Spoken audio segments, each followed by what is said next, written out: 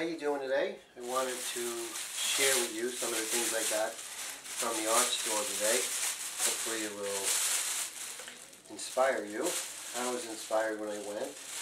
I went and got some airbrush colors, but I actually went ahead and got the golden fluid acrylics as opposed to their thinner colors, which is the high flow acrylics. The reason being is that the golden fluid acrylics actually have a little thicker consistency. And I was talking with the guys over at Golden, they're really great customer service technical people there, and they said that you could thin these out and get the consistency of, let's say, their airbrush colors or their new high flow acrylics. Now, looking at these right now, we'll just take a quick look, and they are a little thicker. Let me see if I can get this closer. Nope, don't have a good video camera yet. These are a little bit thicker, but I don't think it would take too much to get them down to the airbrush or the high flow consistency. Now, I was talking with the chemist over there at Golden, and they told me to thin it out with this GAC 500. It's also made by Golden, of course. And it says here, it says, use alone or in any ratio with golden acrylic color for sprayed isolation coat. I'm not sure what that means. But basically, it says extends fluid acrylics with minimal property change, increases leveling and reduces tack. Useful for creating glazes. So, talking to those guys over at Golden, I'm going to do that. And there's also another method to my madness, because if I'm thinning out this, let's say, maybe let's say, if I'm thinning this out, let's say 100%. So that means for the same price of one of these, I could be getting 2 of the high flow acrylics or 2 of the airbrush colors. So I think that's a very good thing if it works. And I tried also thinning out the heavy body. You have to go a long way to thin out the heavy body. So yes, it did work, but there are some issues with, let's say, having it a little tacky until it dries. So I'm going to go with thinning out the fluid, at least trying thinning out the fluid acrylics and seeing how that goes. Let's see what else I got today. Well, since I'm doing a lot of airbrushing lately, I do need more white. I use a lot of white. And I'm basically the high flow. The high flow white is really amazing.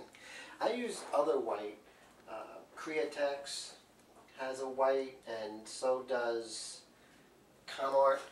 But I find that they're very high, heavy particles. And the heavy particles actually gets caught in this little channel here, and I have a lot more clogs, a lot more tip dry.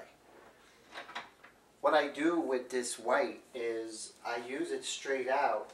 However, with the transparent airbrush transparent extender, I usually use it 1-to-1, and it actually creates a white that there's less tip dry, less clogging, and a lot easier to clean up. So, airbrush guys out there, that's something definitely to look at.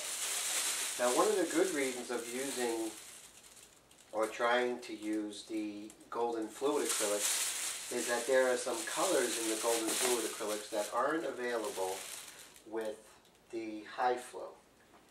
And here is a beautiful color, violet oxide.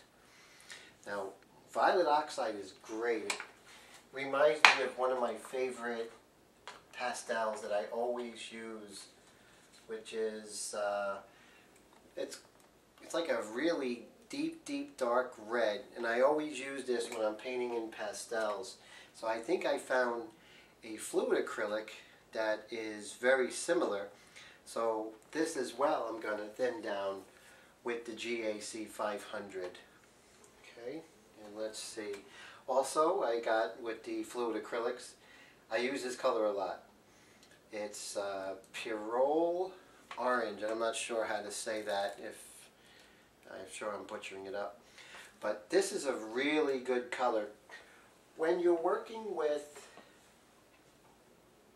airbrush, especially in the face, what happens is when you add white, there's this thing called the blue shift, and I'm sure you guys know about that. The blue shift occurs basically when you add white to any color, it turns blue. However, if you just put a few drops of this orange into the white at different degrees, you'll be able to combat that blue shift and create a nice white. And by adjusting the degree of your orange that you put with the white, it'll go from a warm white to a very cool light. It's a very cool technique, and it's something that I'm learning over time. Time is the best teacher. So that's what I'm experimenting every day.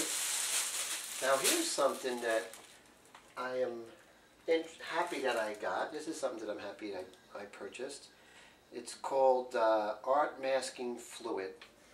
What I want to do with this in the future is I want to brush this early before I start putting color in little areas here and there with a very thin brush, and then leaving it on there and then spraying it. Once I'm done at the end, towards the end of the painting, I could actually with my finger just pull that up and get that beautiful white that is underneath the original color of the board. You get these wonderful lights. I didn't do it this time, but I'm looking forward to doing it in the future. I'm going to experiment with some small pieces. I don't want to ruin anything big, of course.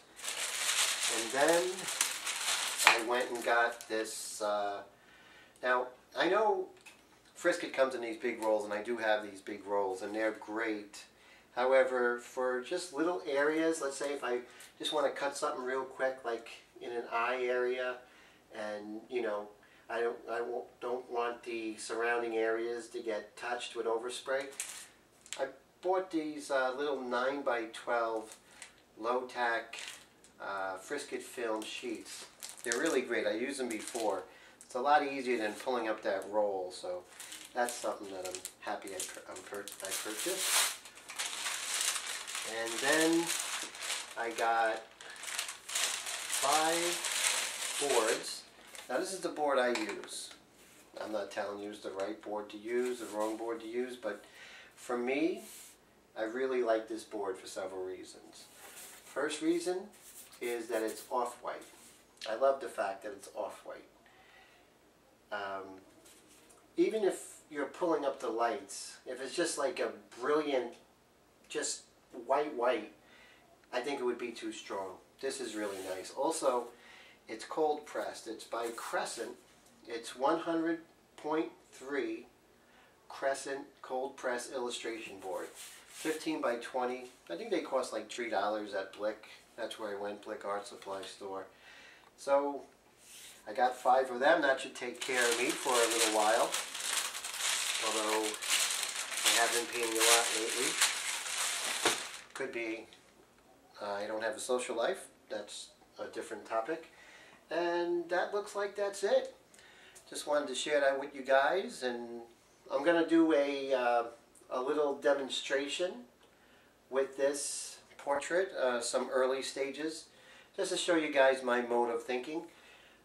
Now I'm going to be working on the hand, you know, her beautiful hand here, and then maybe putting some color in the lights of her hair. Alright, that's it. Take care, guys. Bye-bye.